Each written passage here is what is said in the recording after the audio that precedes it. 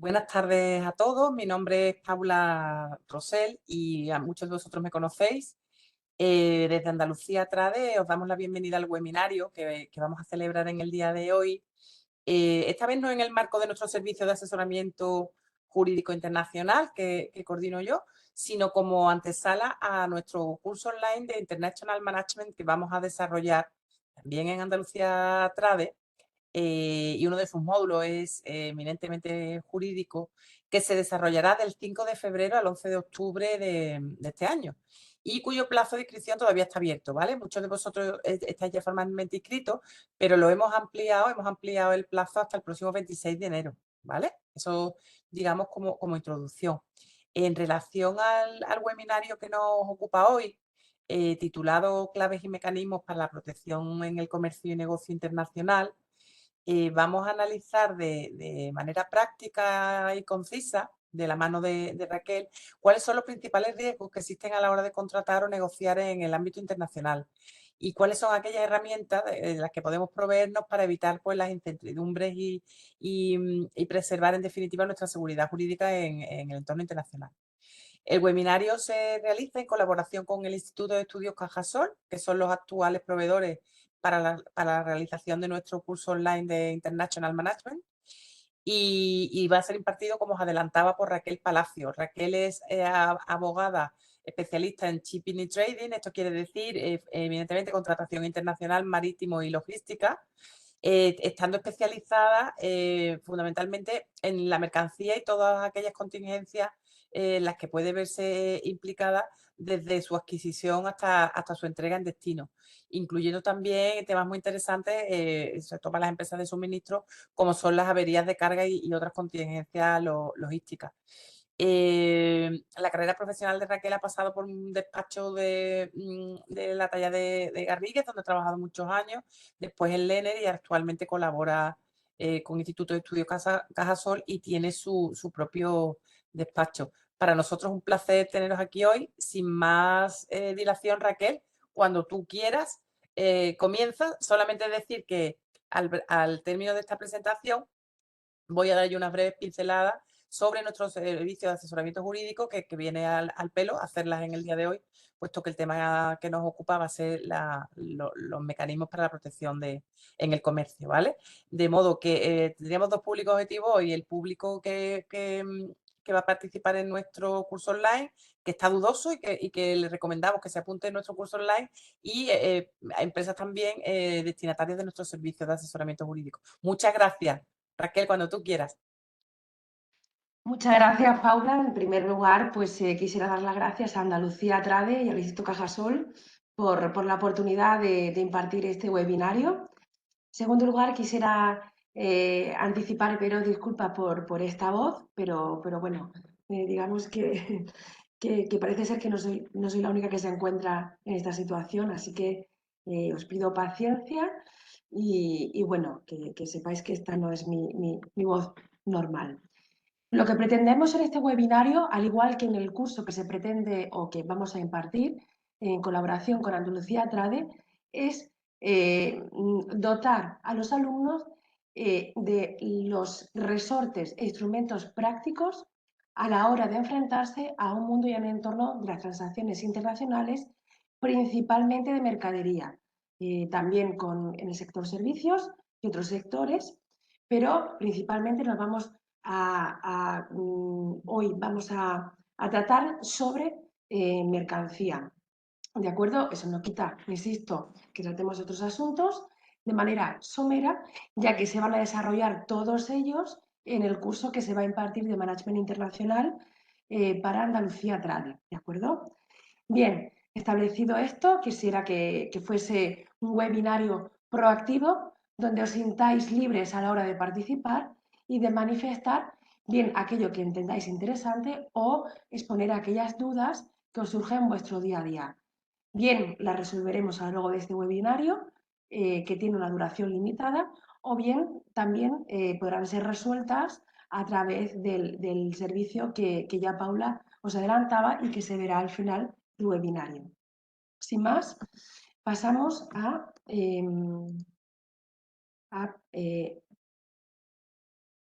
con la presentación, ¿de acuerdo? Bien, a la hora de protegernos y salir a este entorno mercado internacional, vamos a tener dos tipos de mecanismos. Por un lado, los mecanismos precontractuales y por el otro lado, los mecanismos contractuales, ¿de acuerdo? Ambos, a su vez, se pueden activar bien en una fase precontractual y bien en la fase contractual, ¿de acuerdo? En la fase precontractual tenemos mecanismos a su vez precontractuales que vamos a desarrollar posteriormente, como pueden ser los NDA o contratos de confidencialidad, las LOIs y las MOUs, que son Letter of Intention o Letter of Understanding. También tenemos mecanismos que implican la integración empresarial para aminorar costes o aunar esfuerzos empresariales y de esa forma que sea más fácil poder salir a ese entorno internacional y de esa forma minimizar los riesgos obteniendo mayor seguridad jurídica y minimizando también de esta forma bueno, pues los costes que conlleva esa salida al exterior. Nuestro segundo paquete de medidas para protegernos en un entorno internacional o cuando salgamos a ese entorno internacional van a ser de carácter contractual y van a ir desde la elección de los Incoterms, ¿de acuerdo? Hasta los seguros, cómo negociar el precio o coste de la transacción, veremos que son diferentes, los fletes y las capacidades que tenemos seamos cargadores, receptores, ¿de acuerdo? O seamos empresa logística, bien porteador, transitario o cualquiera de los operadores que se dan en un entorno logístico o la industria logística. Bien, en cuanto a los modos de integración empresarial, tenemos los consorcios y grupos de exportación que se van a dar en aquellos casos en los que empresas de un tamaño pequeño y medio necesitan de alguna manera agruparse para destinar recursos propios en ese consorcio que sería ajeno a todos ellos en cuanto a estructura administrativa y que les va a permitir, mediante esa integración, poder minimizar costes y salir al exterior con un esfuerzo empresarial común, ¿de acuerdo? Luego tenemos los acuerdos de distribución cruzada y en ellos también vamos a encontrar los acuerdos de piggyback o portage. ¿Esto qué significa? Que determinadas empresas que pretenden introducirse en un determinado mercado van a poder hacerlo mediante otras empresas que ya estén en ese mercado al cual pretenden dirigirse, ¿de acuerdo? Pero a través de los canales de distribución de esas empresas que ya estén en dichos países, mediante comisiones, acuerdos comerciales, consignación, etc. Y estos acuerdos, distribución cruzada, piggyback, etcétera, van a consistir normalmente en integrar productos, ¿vale? Que sean complementarios. Es decir, si yo tengo o estoy vendiendo un determinado tipo de bebida en un país, a lo mejor más chips o cualquier tipo, digamos, de producto que el consumidor adquiera al mismo tiempo que esta bebida, bien, pues puede venir una empresa de otro país o del mismo país que quiera, a través de mi canal de distribución, poder introducir la comercialización de su producto en este país determinado, ¿de acuerdo? Son mucho más normales de lo que pensamos y lo que van a hacer es minimizar esa introducción de un producto en un país en tanto en cuanto ya tenemos un canal de distribución, ¿de acuerdo? ¿Cómo? Insisto, a través de comisiones y otros acuerdos. En cuanto a la siguiente forma de integración, Agrupación Europea de Interés Económico, esta está destinada principalmente a grandes corporaciones. Por ejemplo, no sé si conocéis la cadena televisiva Arte o incluso la forma en la que Iberia formó parte del grupo IAE, pero ya en la actualidad con el Brexit, digamos que no sería una agrupación europea, sino que tendría otro tipo de integración empresarial internacional. Bien, seguimos con nuestros tipos de integración empresarial, que son las joint venture corporativas y contractuales, que van a permitir, mediante diferentes acuerdos comerciales, poder sobre todo licitar en redundancia, licitaciones internacionales, aunando esfuerzos que de manera aislada dichas sociedades no podrían participar en dichas licitaciones, ¿de acuerdo? Y por último, otra forma que tenemos de salir al exterior minimizando los riesgos sería teniendo en determinados países filiales o sucursales propias. Esto va a ser necesario en determinados países que requieren que tengamos una estructura empresarial en dichos países de destino. Así, por ejemplo, si nos vamos a Estados Unidos y estamos exportando agroalimentario, deberemos tener allí determinados agentes y estructuras corporativas que nos permitan exportar a esos países. ¿Dice que se entrecorta el audio? Se oye Sí. perfectamente, ¿eh? No te preocupes, se escucha estupendamente. Vale. Perfecto. Bien.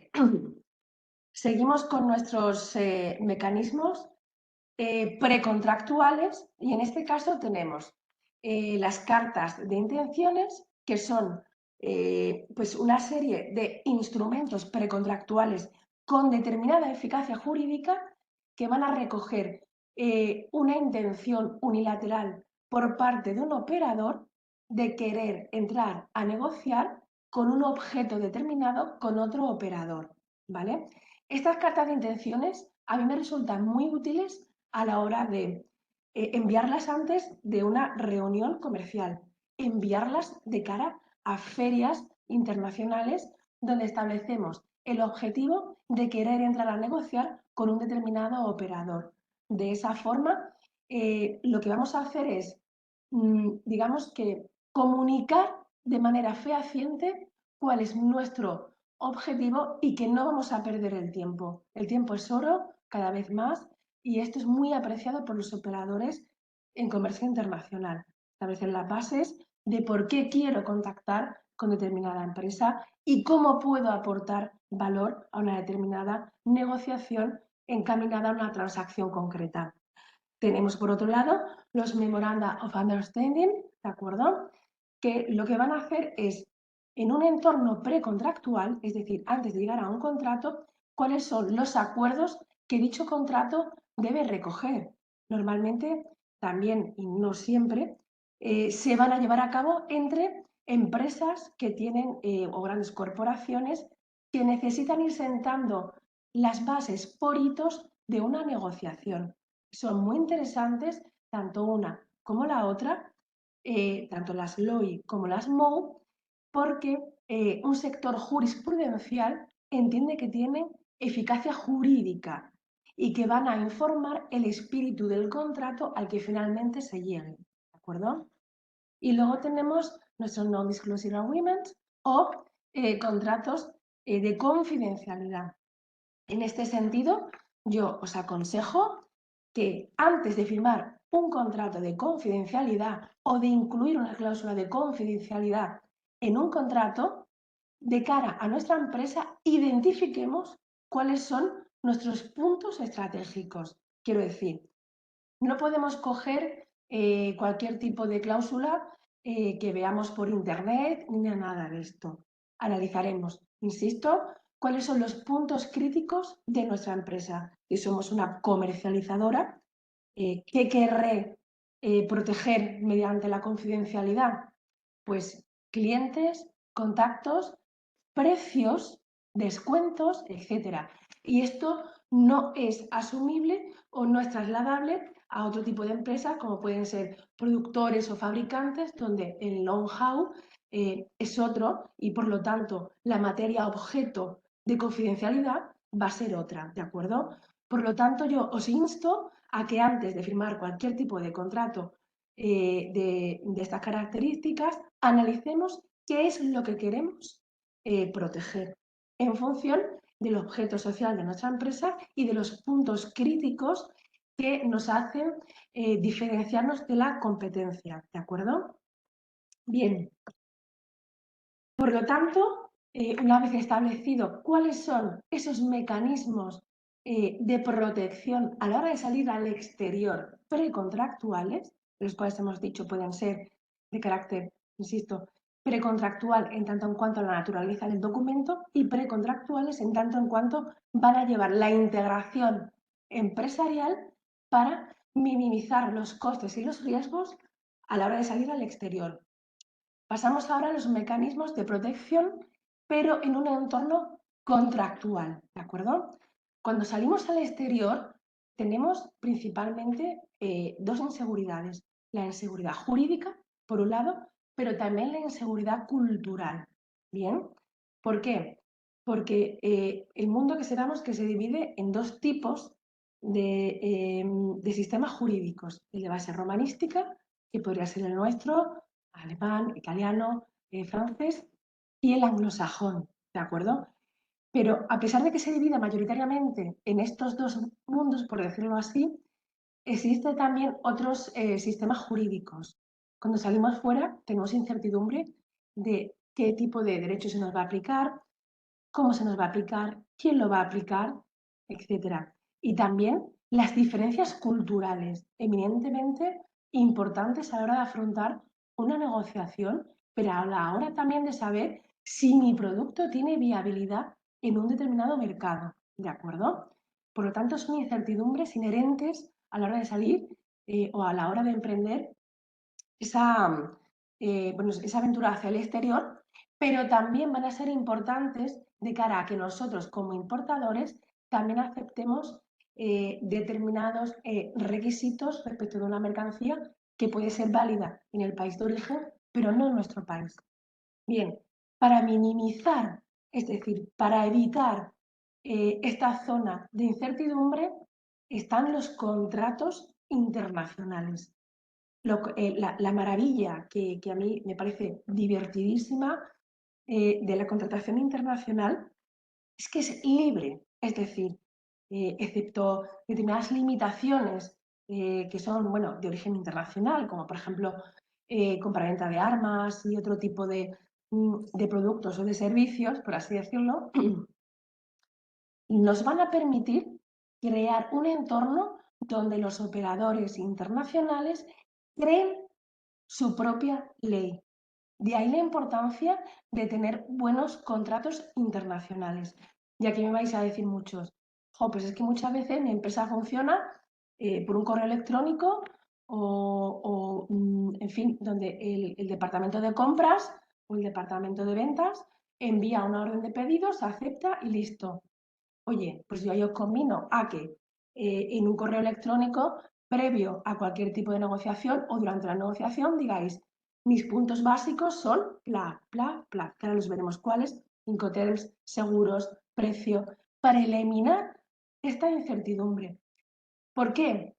Porque más vale tener previsto cualquier tipo de contingencia, salvo aquellas que sean de fuerza mayor, en el contrato para tener esa seguridad jurídica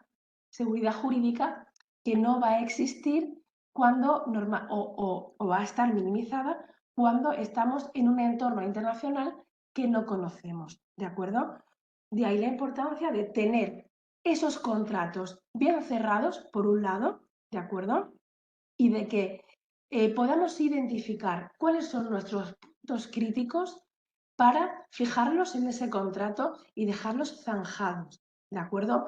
¿Por qué? Porque no hay mejor defensa que una gran prevención.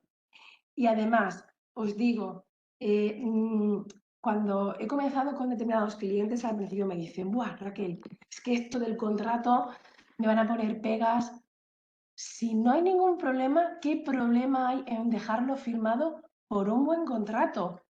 ¿Por qué? Porque tanto tu contraparte como nosotros mismos vamos a estar más seguros y por lo tanto más confiados a la hora de afrontar esa transacción y esa relación comercial. ¿De acuerdo? Bien, en cuanto vamos a adentrarnos ya en lo que son pues, esos perfiles que debemos tener en cuenta a la hora de afrontar un buen contrato y una buena negociación internacional para evitar riesgos en nuestras transacciones internacionales. El primer mecanismo que debemos de accionar es el del conocimiento, ¿de acuerdo?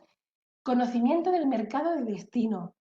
No podemos exportar o realizar determinadas transacciones en entornos hostiles, ¿de acuerdo? Y de realizarlas debemos de agudizar determinados mecanismos, como pueden ser, por ejemplo, pues los seguros e incluso pues, buscar un partner local o determinadas cosas. Por lo tanto, insisto, el conocimiento es la clave para saber qué son los riesgos a los que me estoy enfrentando y cómo minimizarlos a través de un buen contrato, ¿de acuerdo? El conocimiento, insisto, del producto a comercializar, es decir, incluso los ingredientes, qué tipo de producto, pues si es un producto industrial, si es un producto que necesite estar normalizado y certificado por un organismo determinado, ¿vale? Si mi producto es origen o no es origen UE, ¿vale? En función de qué es lo que estoy mezclando, en función del número TARIC, etcétera, ¿de acuerdo? El código TARIC, mejor dicho. Insisto, conocimiento de los factores de riesgo, contratos, transporte y seguros y conocimiento de la normativa específica. Ya veremos, y me repetiré en este sentido, que yo, como operador internacional, no tengo por qué conocer toda la normativa internacional ni tampoco la de mi mercado de destino. Luego, ¿cómo puedo minimizar determinados riesgos? Preguntándole a mi contraparte qué es necesario o qué requisitos debe recoger mi producto, incluida la propia etiqueta, ¿de acuerdo? O inspecciones en origen, cualquier cosa para salir al exterior, ¿de acuerdo? Y yo, como exportador, como vendedor, en tanto en cuanto mi objetivo es el éxito de la operación, deberé, como un deber de diligencia, en mi opinión, como una diligencia de vida, decirle a mí, yo como vendedor, a mi comprador, cuáles son los requisitos de mi producto y si esos requisitos conocen las exigencias de su país para que la mercancía pueda ser hábil para vender en ese país, ¿de acuerdo? Bien, seguimos con nuestros mecanismos a la hora de evitar riesgos y en este sentido quiero hacer mucho hincapié en nuestros maravillosos Incoterms. No sé si vosotros tenéis, bueno, por los perfiles que he podido ver, todos tenéis experiencia en un ámbito internacional y supongo que muchos de vosotros estaréis trabajando con los Incoterms, ¿de acuerdo? Bueno, pues os voy a dar una noticia. No sé si todo lo tenéis en cuenta o no, pero el conocimiento de los Incoterms es básico a la hora de poder cotizar una transacción internacional, ¿de acuerdo? No hablo de precio de la mercancía, sino de los costes. ¿Por qué? Porque los costes implican no solamente los costes que estamos asumiendo en la cadena logística o en la cadena de suministro, sino también el riesgo que estamos aceptando o el riesgo que no estamos aceptando en función del Incoterms, ¿de acuerdo? Al respecto de los Incoterms, que vamos a seguir hablando de ellos, eh, me gustaría hacer mucho hincapié en la correcta descripción de un Incoterms. Cuanto más sea larga, por así decirlo, o más extensa sea la dirección o el lugar elegido por las partes para la transmisión del riesgo o hasta cubrir los costes en función de Incoterms, pues más posibilidades tenemos de evitar cualquier riesgo en cuanto a la entrega de la mercancía, etcétera, ¿vale? Poner Incoterms con nuestra R de registrado. ¿Por qué? Porque hay determinados países que han registrado una serie de Incoterms que no son los que están regulados por la Cámara de Comercio Internacional. E insistir también en el hecho de que pongamos cuál es la versión de Incoterms a la que nos estamos refiriendo. Los 2010, los 2020, etcétera. Yo os animo a que siempre trabajéis con la versión, pues la más vigente o la más cercana en el tiempo. ¿Por qué? Porque la Cámara de Comercio Internacional lo que va a hacer con los Incoterms precisamente es actualizarlos en función de las realidades que se den en la cadena logística, ¿de acuerdo? Por otro lado, y ya veremos, tener en cuenta que determinados Incoterms, como son aquellos que empiezan por la C, ¿de acuerdo? Surge una dicotomía entre la traslación del riesgo que se produce en el país de origen y hasta dónde se cubren los costes, que es hasta el país de destino. Tengo muchos clientes que me dicen, oh, pues esto es un FIP, acabado en P, o un FIF, y por lo tanto todo queda cubierto porque a mí se me entrega en mi país, en el país de destino. No, no, no. La entrega se produce en el país de origen. Otra cosa es que el coste que asume el vendedor diga hasta el país de destino, ¿vale? Entonces, para eso estará nuestros Incoterms empezados por C, pero que tienen la I, que es el seguro, que tiene la obligación de concertar el vendedor para que cubra esa zona de incertidumbre que es desde que se entrega en el país de origen hasta que se cubre el coste, ¿de acuerdo? Eh, por otro lado, también tendremos que tener en cuenta si estamos hablando de compraventas internacionales que incluyan o no fletamento de buque o solamente los slots o fletamento de espacio, que serían, por ejemplo, el tema de los contenedores. ¿De acuerdo? También deberemos prestar atención a si a la hora de cotizar, por ejemplo, si somos naviera, si somos portadores, si somos operadores logísticos o somos destinatarios de esos servicios, determinadas los términos de shipping o de fletamento que van a incluir cada hito de la manipulación portuaria o logística, que son los gastos que va a asumir cada parte. Y luego, insisto, cuando nos dan cotización las navieras o cuando vosotros, en calidad de naviera, operadores logísticos, emitís una oferta o una factura por vuestros servicios, incluir determinados términos de fletamento, quizás el receptor de esos servicios o de esa factura no sepa qué es lo que está asumiendo. Por lo tanto, es importante a la hora de lanzarnos a ese tipo de entorno internacional o más bien de contratar esos servicios por parte de naviera operadores logísticos, conocer esos términos de fletamento, ¿de acuerdo? Para saber qué gastos estamos asumiendo y quién es el responsable si sucediera algo en la mercancía, ¿de acuerdo? Por último, deciros respecto de esta diapositiva que en estos momentos se está desarrollando, aunque ya viene de atrás, la tecnología blockchain, ¿vale? Que muchos puertos, hub logísticos y navieras están utilizando para que los diferentes operadores logísticos viertan información y tengamos una trazabilidad completa y en tiempo de la mercancía, ¿de acuerdo?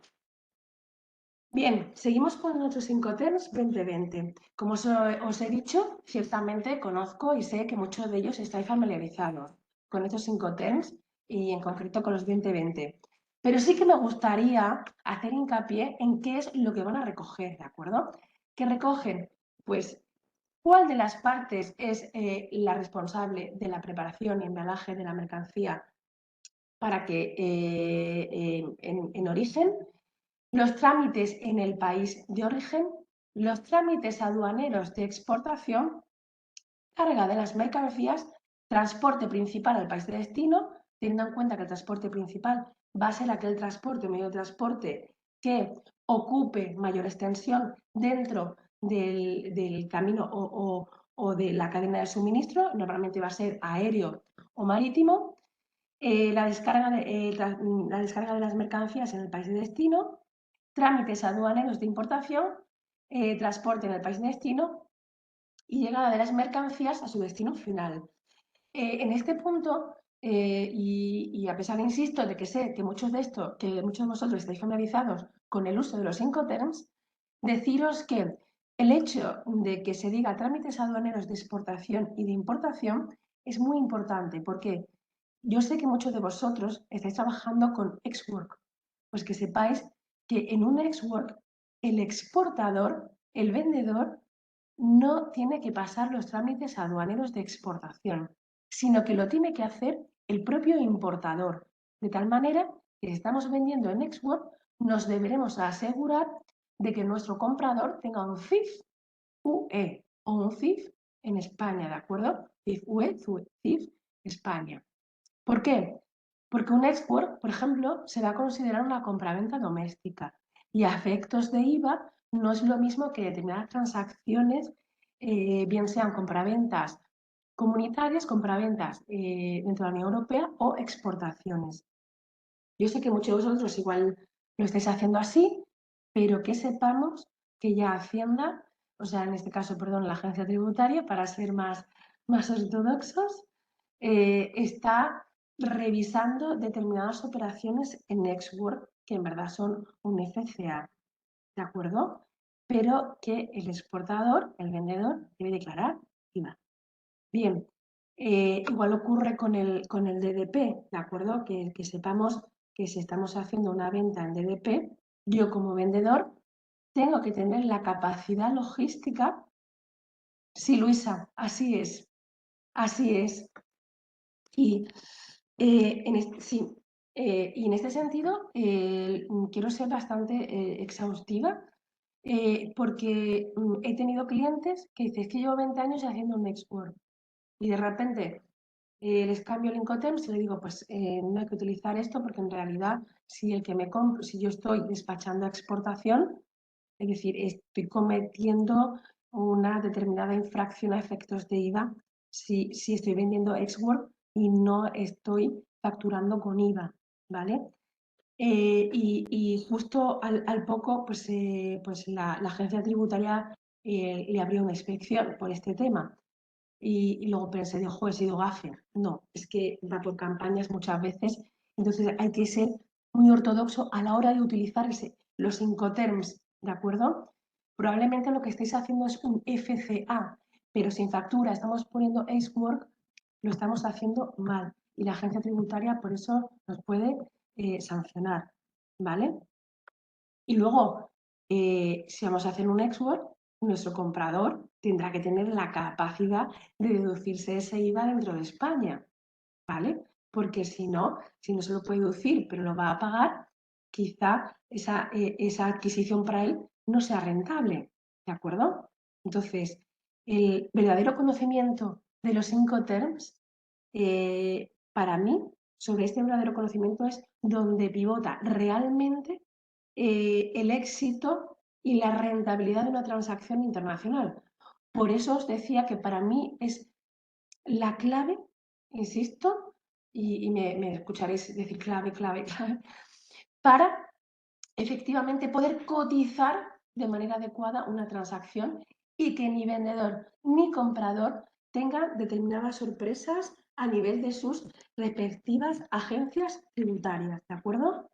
Por lo tanto, para mí son estratégicos de cara a esa cotización, estratégicos de cara a la asunción de determinados riesgos en función de mi capacidad, tanto económica como de contratación en las diferentes hitos o en las diferentes fases de esa cadena de suministro, como estratégicos a la hora de ser competitivo o establecer, digamos, puntos de diferencia competitiva respecto de mi competencia, ¿de acuerdo?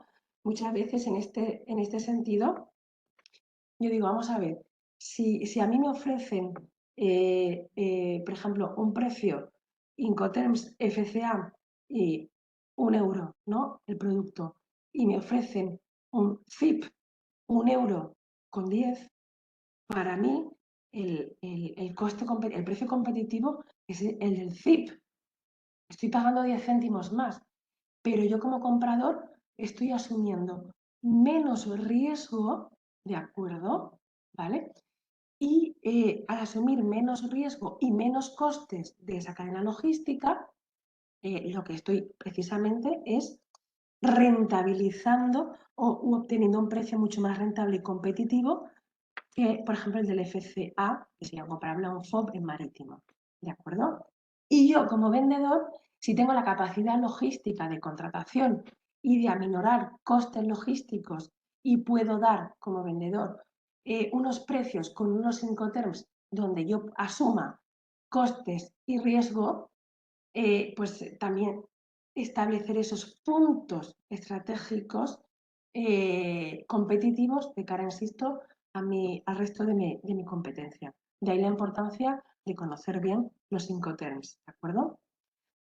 Seguimos con con nuestros mecanismos de protección y en este caso tenemos pues, una serie de palabrejas o de siglas más bien que a veces nos encontramos en nuestros contratos, sobre todo aquellos que estén trabajando directamente con operadores logísticos y también esto va dirigido para aquellos operadores logísticos que estén prestando servicio a los operadores internacionales. Bien, simplemente he establecido aquí a la izquierda, de la columna de la izquierda, determinados términos que pueden ser incluidos incluso también en un contrato de compraventa, pues, donde no se hable del todo de los temas logísticos, aunque sí se incluyan determinados detalles. ¿Por qué? Ya veremos que es muy importante el momento de la entrega, ¿vale? ¿Qué días puedo entregar? ¿Cuándo puedo entregar? ¿De acuerdo? ¿En qué puertos puedo entregar? Etcétera. Pues bien, en este caso, por lo tanto, lo que voy a hacer es incluir estos términos que vemos a la izquierda, que son una terminología internacional, ¿vale? Y que por lo tanto va a ofrecer determinada seguridad respecto de en qué momento se produce la entrega, dónde se produce la entrega, dónde quiero que se produzca la entrega, etcétera. ¿Vale? Entonces, con unas determinadas siglas podemos evitar esa incertidumbre respecto de, pues, desde cambios horarios hasta qué días se consideran o no se consideran, insisto, hábiles, etcétera. ¿De acuerdo? De vender Sword o FCA. Vale. Pues muy bien, Luisa. La diferencia principal entre un FCA y un ex-work, ¿de acuerdo? Más allá de cómo se produce la entrega de la mercancía, si cargada o no, ¿vale? Es que en un FCA el vendedor despacha a exportación, ¿de acuerdo? Mientras que en un export es el importador el que despacha a exportación. De ahí la necesidad en un export, ¿vale?, de que nuestro comprador e importador tenga un CIF UE. Esto se utiliza mucho en las operaciones triangulares, ¿vale? Y esa es una de las principales diferencias. Luego, aquellos de vosotros que estéis realizando ventas en ex-work, ¿vale?, o incluso compras, debéis de saber que se considera como una compraventa doméstica, donde el vendedor debe facturar con IVA y es el importador, el comprador, el que pasa el despacho a exportación, ¿de acuerdo? Mientras que en un FCA, dicho trámite va a ser, digamos, el normal, donde el exportador, o sea, donde la operación de IVA, ¿vale?, la paga en este caso el importador en la aduana de importación, ¿de acuerdo? Y por lo tanto el exportador o el vendedor no tiene por qué facturar con IVA, ¿de acuerdo? Esa es una de las principales diferencias, que no es poca, insisto. ¿Cuándo se va sobre todo a realizar un export? Pues bien, cuando el vendedor no tiene o tiene muy poca experiencia en transacciones internacionales, o bien en aquellos grupos de empresas que pueden jugar con el IVA, ¿de acuerdo? ¿Vale? Es decir, se produce un determinado producto, valga la redundancia, en un país determinado, mientras que se va a vender en otro, pero todos ellos forman parte de un grupo empresarial. Por lo tanto, a través de la consolidación de cuentas y demás, esos IVAs sí pueden absorberse. No sé si te he contestado, Luisa, pero cualquier duda, por favor, puedes seguir haciéndola o exponiéndola, mejor dicho. ¿De acuerdo? Bien, luego tenemos, y no sé si habéis tenido la experiencia de ver este tipo digamos, nuevamente seguimos con nuestras siglas, ¿vale?, de términos, que son los términos de fletamiento en los line terms. Si habéis hecho compraventas con fletamiento de buque, lo habéis tenido que ver, pero si sois receptores de servicios logísticos, navieros o sois, en este caso, empresas navieras, entiendo que habéis visto incluidos estos términos en vuestras facturas, ¿vale? Bien porque las recibáis, insisto, por ser receptores del servicio de operaciones de las navieras o bien porque seáis naviera. Bueno, pues es importante, y aquí establecemos un diagrama de cuáles son los costes que se entienden incluidos en función, digamos, de estas siglas. Es decir, si está el levante incluido, si no estaría incluido el levante de la mercancía por las grúas, etcétera. ¿De acuerdo? Antes de terminar con los Incoterms, me gustaría que también quedara clara, o quedara claro, mejor dicho, un concepto.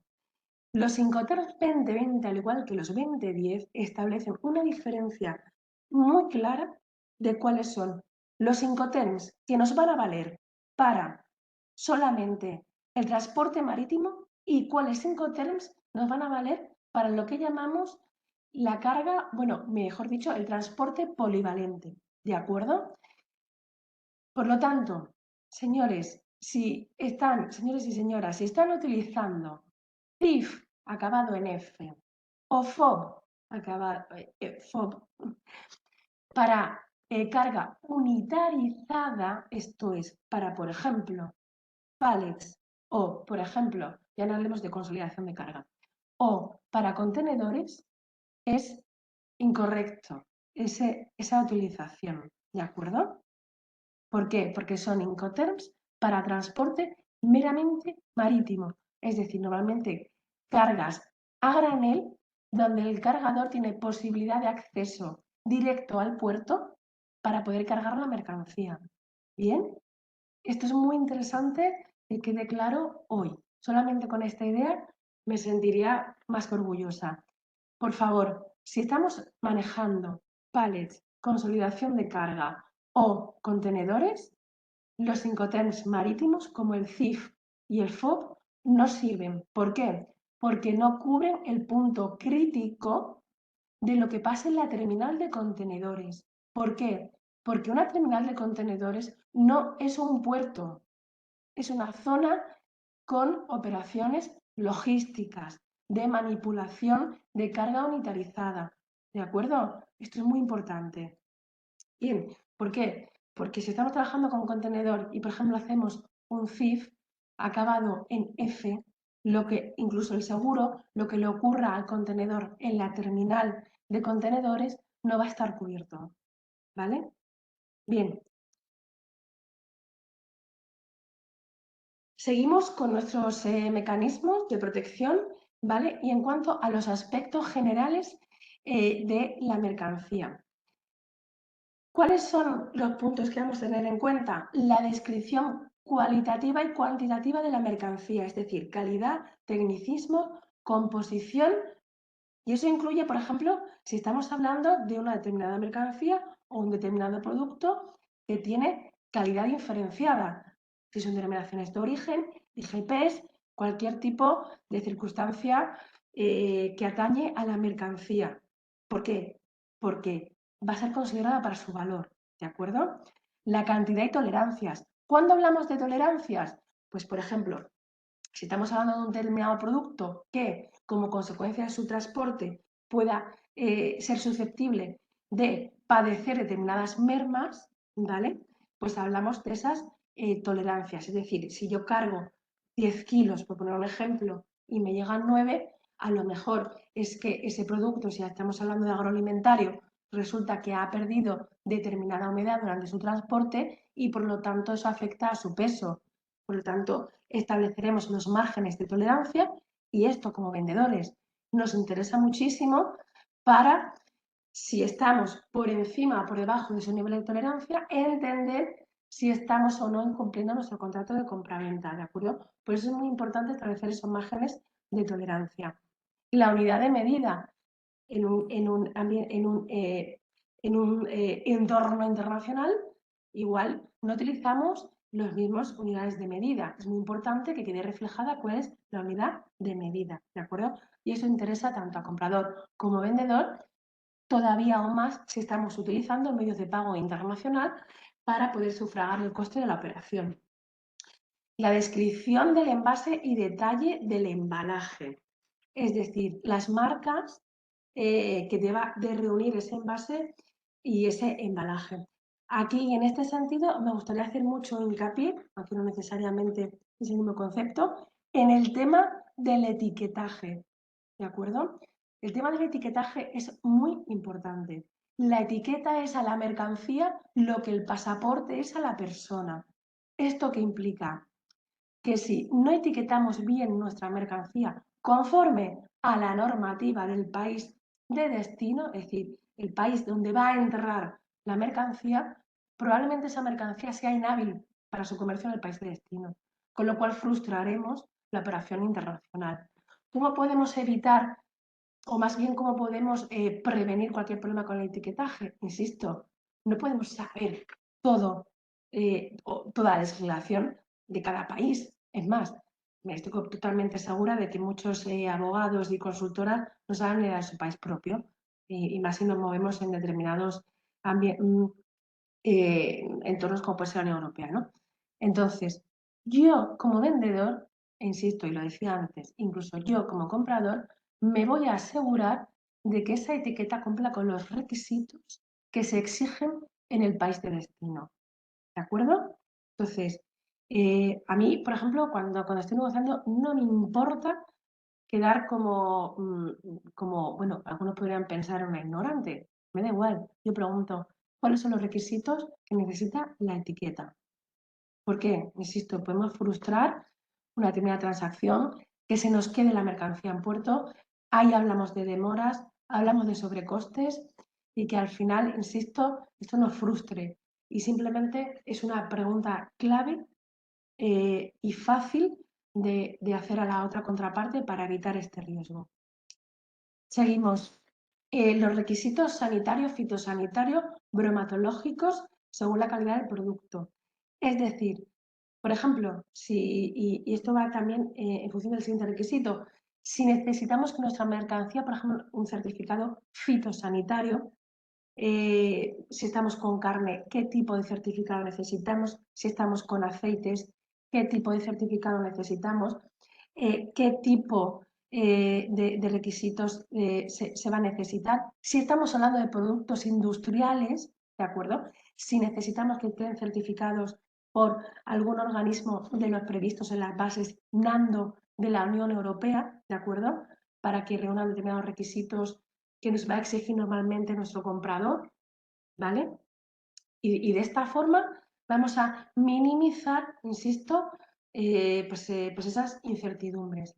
En este sentido, y con dependencia de que más tarde también volveré a hablar de ello, es muy importante que, al igual que preguntamos a nuestro comprador, o yo como comprador también, como un ejercicio de diligencia tanto de comprador como vendedor, qué requisitos debe reunir mi mercancía, qué requisitos o mi producto debe de reunir la etiqueta, etcétera, que también preguntemos cuáles son los requisitos de los instrumentos que para determinadas cargas o utilización de cargas necesitamos, como por ejemplo los pallets, los contenedores o los bidones, es decir, qué tipo de composición, hablamos aquí de Europallets, los pallets de plástico, etcétera, necesitan, ¿vale? En cuanto, por un lado, al origen de esos pallets o de esos envases y de las certificaciones de desinfección o de estar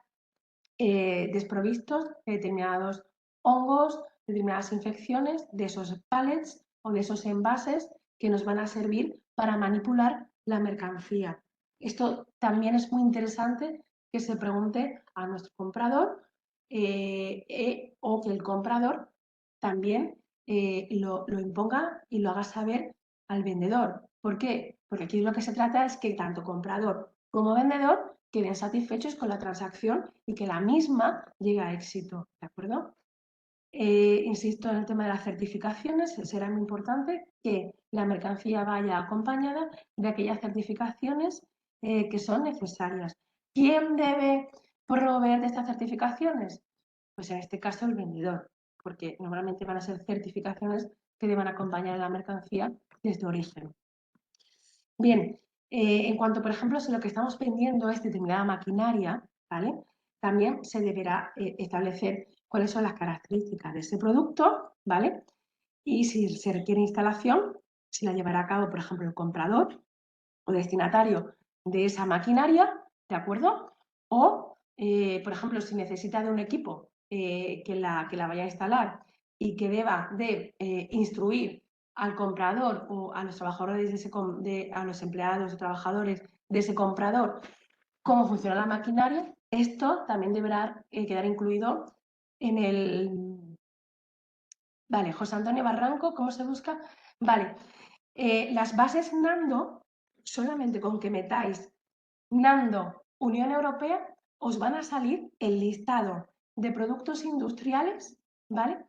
¿Qué certificaciones necesitan y cuáles son los organismos, normalmente empresas certificadoras, que están reconocidos por la Unión Europea para certificar esos determinados productos? Ponéis bases Nando y os sale automáticamente.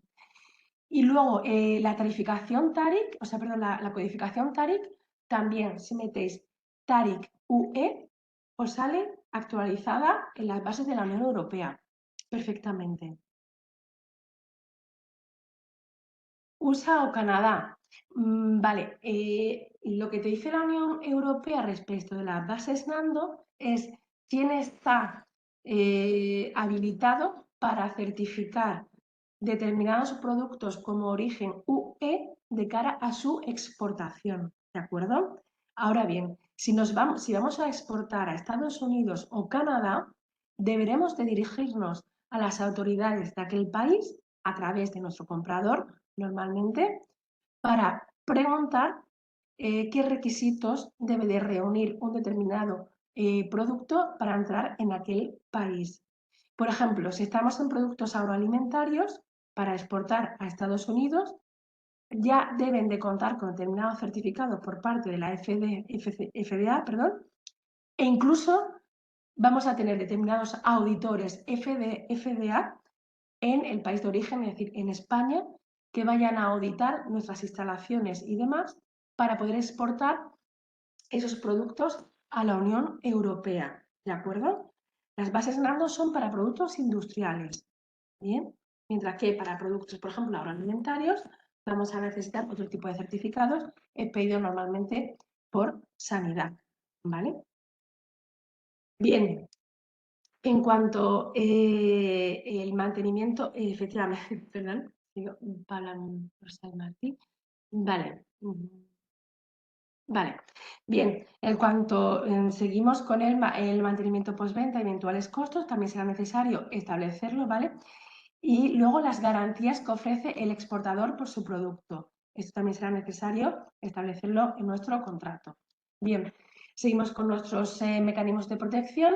Insisto en que deberemos establecer las especificaciones de agrupación de carga, es decir, el tipo de instrumento para monitorizar cargas, si estamos hablando de palets, si son europeos, si no son europeos, qué tipo de certificaciones necesitan, tanto o toneles, por ejemplo, tanto respecto del origen, insisto, como de los riesgos fitosanitarios o las certificaciones que deben acompañar a esas agrupaciones de carga o esos instrumentos de agrupación de carga para su manipulación. Insisto, muy importante también, hacía referencia antes, a cuáles son los contenidos en factura. Desde el año pasado, justo hace un año, entró en vigor el hecho de que teníamos que declarar o teníamos que solicitar a nuestro vendedor que estableciera en la factura, ¿de acuerdo? Cuáles los kilos de plástico reciclado y no reciclado que acompañaban a la mercancía.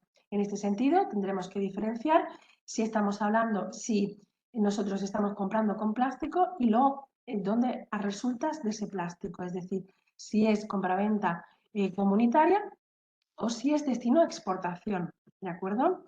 Bien, En cuanto al precio, ¿vale? Y su descripción, es muy importante aclarar la moneda, ¿de acuerdo? Yo sé y si es dólares, que sea, por favor, dólares americanos, USD, ¿de acuerdo? Que luego esto conlleva una serie de conflictos e interpretaciones, ¿vale? Y al lado del precio, normalmente se debe de introducir el Incoterm, porque eso es lo que determina la cotización de la transacción internacional, ¿de acuerdo? También incluir dentro del precio, si el precio incluye visaciones o comisiones de agentes, insisto, o determinados rappels o descuentos. ¿Por qué? Esto es muy importante luego de cara, a la declaración en aduanas, ¿de acuerdo? Y por último, establecer cuál es la validez del precio. ¿Por qué? Porque a veces en nuestro contrato de compraventa, sobre todo si estamos con commodities o determinadas mercancías que estén sujetas a fluctuación, ese precio puede tener una validez o una validez con tolerancias. Si, por ejemplo, incluso el precio del flete, en función de lo que asumamos como vendedor, sube por encima de un X%, pues esa validez del precio, o sea, el precio será válido hasta que se cumplan determinados requisitos. Y esto habrá que establecerlo en nuestro contrato de compra-venta, ¿de acuerdo? Luego, en cuanto los dólares también para internamente, si tú quieres comprar-vender en dólares dentro de la Unión Europea, Luisa, claro que puedes, pero yo te aconsejaría que lo hagas en euros por un tema de seguridad jurídica y de seguridad al cambio, ¿de acuerdo? Pero claro que se pueden utilizar, sí, por supuesto. En cuanto a esos medios de protección internacional contractuales, también tendremos que ver cuáles son los aspectos relacionados con el transporte de la mercancía. Y en este sentido es muy importante saber cuáles son los medios a utilizar si estamos hablando de transporte multimodal, si estamos hablando de camión, si estamos hablando carga unitarizada, etcétera. ¿Por qué? Porque a la hora de que el vendedor tenga que embalar la mercancía, nosotros en nuestro contrato de compra-venta, como compradores, vamos a exigirle un determinado embalaje apto para diferentes tipos de transporte, ¿de acuerdo? Muy importante poner cuáles son los puntos o los puertos de carga y de descarga, ¿vale? Incluso los line terms, establecerlos. La compañía de transporte, yo aconsejo una normalmente de primer nivel, que no sean compañías de transporte locales. Detallar si hay alguna ley de reserva de carga, ¿vale? Esto es muy importante porque en caso de conflicto, pues en este caso el porteador podría, digamos que, retener la mercancía hasta el pago del flete. Detallar si están permitidos o no. En este caso, si algunos estáis trabajando con los booking directamente, con las navieras y con las empresas de transporte, establecer, y os aconsejo, y si hay por ahí algún operador logístico me dirá, pues a veces es necesario lo que llamamos el no transshipment, es decir, el no transbordo, porque cada hito de manipulación conlleva mayor riesgo. Entonces, pues si en nuestros bookings establecemos esa prohibición como cargadores, estamos evitando mayores riesgos de manipulación de la mercancía. Y por último, establecer si opera o no un forwarder. ¿Por qué? Porque esto va a concernir determinados certificados que no pueden hacer falta de cara al medio de pago utilizado o acordado para la transacción internacional. ¿De acuerdo? En cuanto a los aspectos, seguimos con nuestros aspectos con el seguro internacional. Bien, tendremos que ver cuál es el Incoterms elegido, si incluye o no seguro, qué seguro queremos utilizar, los alcances de la cobertura, ¿vale? Y los alcances de la cobertura en los seguros internacionales tendremos que dirigirnos a lo que se llaman las cláusulas de instituto del Instituto de Aseguradores de Londres, donde tenemos las A, las B y las C, en función de mayor cobertura hasta menor cobertura, y la cláusula de instituto, como son las de guerra, las de huelga, etcétera. ¿De acuerdo? Entonces, a la hora de negociar ese seguro internacional, debemos tener en cuenta cuál es nuestra mercancía, ¿de acuerdo? ¿Qué tipo de cobertura queremos? Insisto, qué tipo de Incoterms hemos elegido y el destino de la mercancía. si hay que hacer o incluir determinada cláusula de instituto, pues si, por ejemplo, es un país con determinados riesgos, como puede ser de huelga, guerras, etcétera. Y las características de la póliza, que puede ser individual o flotante. Individual es aquella que se produce por una determinada transacción, mientras que las flotantes van a cubrir un determinado tiempo y luego se van a, digamos, dar certificaciones que impliquen que efectivamente nuestra carga está asegurada y que nuestro transporte también estaría asegurado. Es decir, si yo contrato una póliza por tiempo, por ejemplo, por un año, y soy exportador, cada vez que mi importador, si yo, por ejemplo, estoy trabajando en un CIP o en un CIF, me exija ese seguro, lo que le daré es un certificado de mi póliza flotante. ¿De acuerdo? Bien, por último, en cuanto a los mecanismos de protección, es muy importante saber cuáles son los términos utilizados de trazabilidad, seguridad y nuevas tecnologías.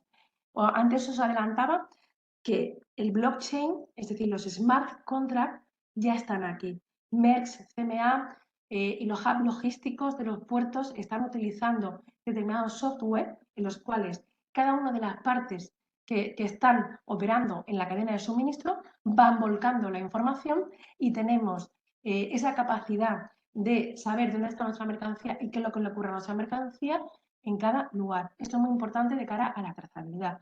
La trazabilidad es lo que implica la seguridad de cada uno de los operadores que están en esta cadena de suministro y por lo tanto es muy importante. Pero la trazabilidad también es importante de cara a la habilidad del producto cuando estamos hablando de productos veterinarios, agroalimentarios, etcétera.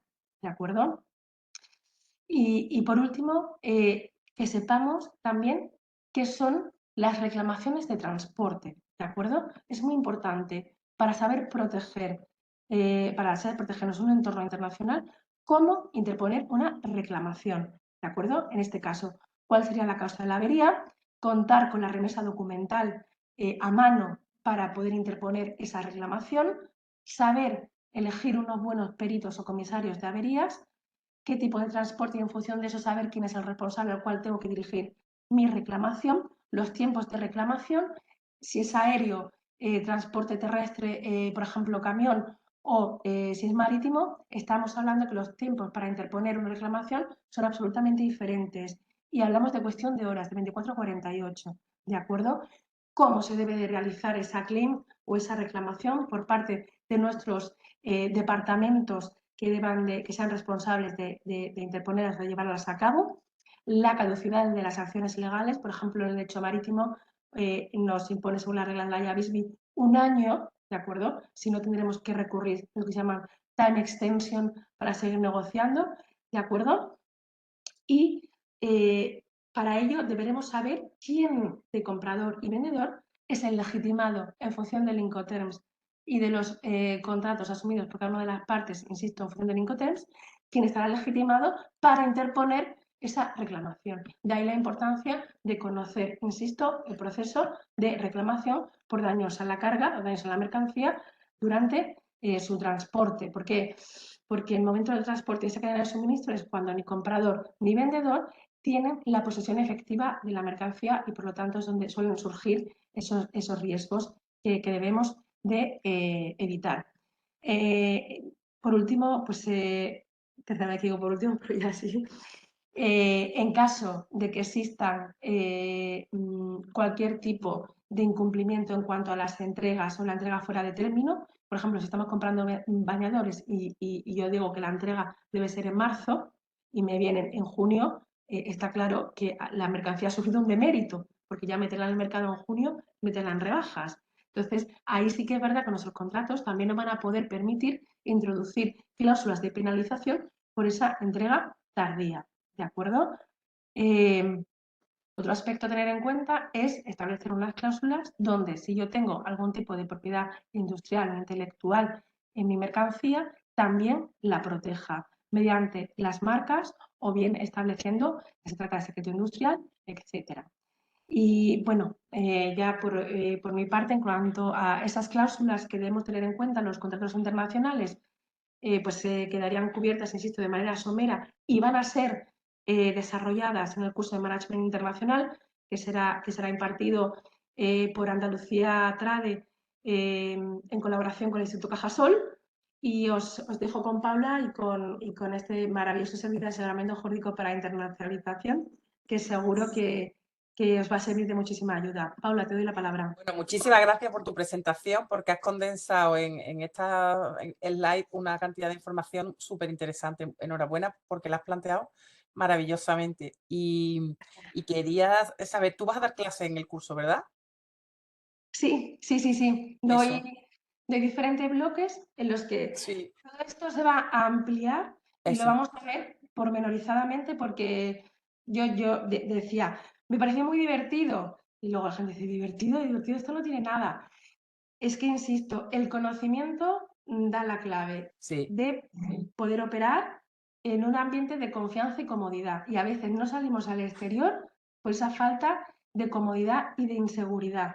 Y es perfectamente evitable haciendo un buen contrato o unas buenas condiciones generales de contratación que nos van a permitir pues, evitar esa incertidumbre. Mira, no, has tocado sin darte cuenta muchísimos de los aspectos que estamos impulsando, que estamos a los que estamos ayudando a las empresas desde Andalucía Trade antes de Extenda, ¿no? Llevamos ya como unos 10 años ofreciendo unos servicios de consultoría especializada en línea de todos estos temas que has estado hablando. Tenemos un programa de logística, ahora mismo está cerrado, pero se abrirá pronto en lo que se ve todos estos aspectos más relacionados con el transporte. Y tenemos el servicio de asesoramiento jurídico para la internacionalización, que llevamos de la mano de dos proveedores. Uno es Iguay, con los que trabajamos en 67 países de todo el mundo, y el otro es Blawersea y un despacho de los Estados Unidos que se llama Gunster, también con otro despacho en Canadá.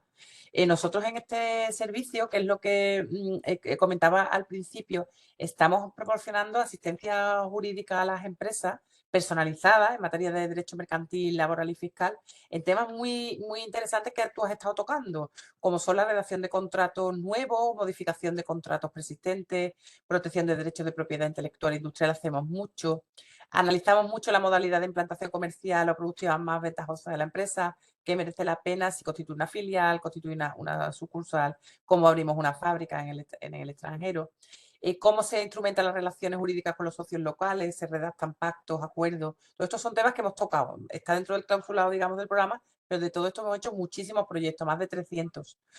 Hablamos también de la expatriación de trabajadores, el tratamiento tributario de las operaciones en origen y en destino, la fiscalidad de las inversiones y muchos otros temas que hablamos con las empresas en función a sus distintos perfiles.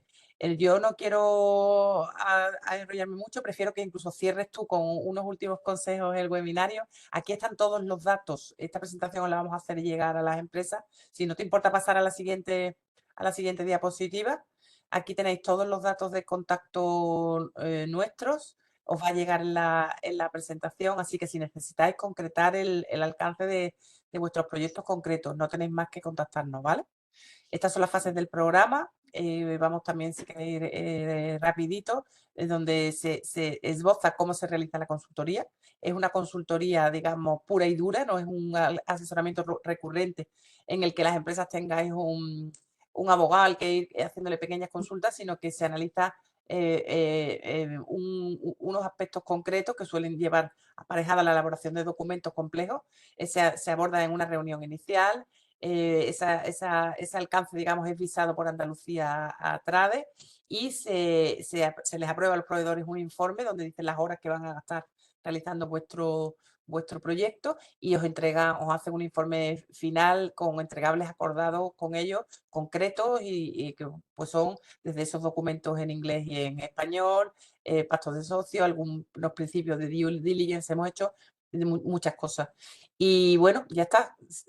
Pasamos a la siguiente y ya con esto terminamos. Simplemente deciros que las empresas andaluzas podéis hacer este servicio en tantas veces como queráis, podéis hacer tantas participaciones como queráis en países distintos y un mismo país se puede hacer solamente 2 veces. Es decir, podréis hacer una consultoría jurídica Francia-Francia, una consultoría jurídica Alemania-Alemania en el mismo país, pero podréis hacer consultoría jurídica en todos los países de Europa. ¿Vale? Aquí tenéis toda la información de Europa y de todo el mundo, hasta 69 países. Aquí tenéis toda la información nuestra, los datos de contacto, tenéis mi teléfono de Extenda, perdón, de Andalucía Trade, por si necesitáis que hablemos y ya está. Yo agradecértelo muchísimo a ti, Isaac Ferrer, porque el curso de International Management se plantea como un curso súper interesante, con un profesorado de altura, con unas temáticas interesantes y con un precio que, bueno, pues la verdad es un precio pues casi representativo, ¿no? Porque es un curso de muchísimo interés. Aquellos que no os hayáis apuntado todavía, os animamos. Y no sé si queréis decir algo más, Isaac, Raquel, que cerrad vosotros y enhorabuena. Está silenciada, está silenciada. Ahora, ya está. Yo dar de nuevo las gracias a todos los que nos están escuchando, pedir de nuevo perdón por mi voz y decir que todo lo que se ha hablado y que tenéis en la presentación son los entornos a través de cláusulas en los que podemos evitar esa incertidumbre. En mi opinión, es fácil de prever y yo creo que os animo a que en ningún caso sea un problema salir al exterior por no tener o por no negociar este tipo de cláusulas. Y por último decir que el curso pues, está muy enfocado a ser práctico, ejecutivo y adaptarse a cada uno de los alumnos, ¿de acuerdo? Doy las gracias por último a Paula y a Andalucía Trade y al Instituto Cajasol por esta oportunidad e insistir y animaros en que hagáis este curso porque yo creo que os va a dar pautas para sentiros más cómodos, desenvolver vuestras tareas de manera más fácil y cómoda. Muchísimas gracias a todos por participar. Nos hemos excedido un poquito del tiempo. Para cualquier cuestión, no dudes en escribirnos a esa dirección consultoriajurídica@andaluciatrade.es y estaremos encantados de atenderos. Muchas gracias por todo y buenas tardes. Enhorabuena, gracias. Gracias a todos.